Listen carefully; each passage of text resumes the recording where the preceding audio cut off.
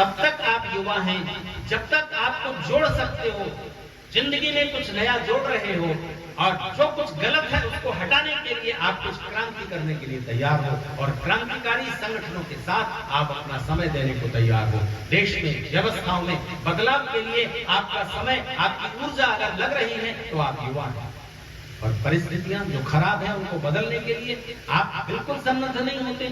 आपके मन में उन गलत बातों को देखकर आक्रोश नहीं उपजता। कैसे युवा हो? 4 गुंडे एक लड़की को सता रहे हैं और आप वहां से ऐसे ही गुजर जाते हो।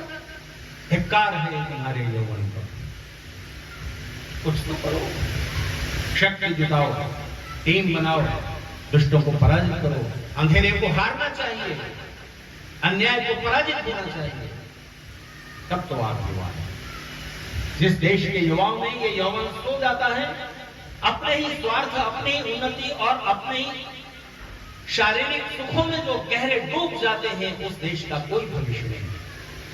सुभाष चंद्र बोस से किसी ने पूछा था, किसी भी देश की शक्ति, आंतरिक शक्ति किस चीज में छिपी हुई होती है? बोस ने जवाब दिया, मैं अपने लंबे अनुभव से ये कह सकता हूं, कोई भी देश इसलिए शक्तिशाली नहीं होता, कोई भी देश इसलिए महान नहीं होता कि उसकी जमीन का रकबा, जमीन का क्षेत्रफल बड़ा है।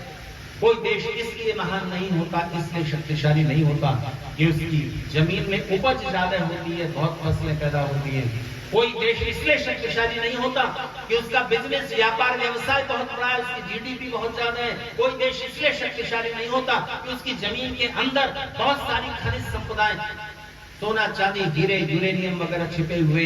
कोई देश इसलिए शक्तिशाली नहीं होता कि उसकी जनसंख्या बहुत बड़ी है।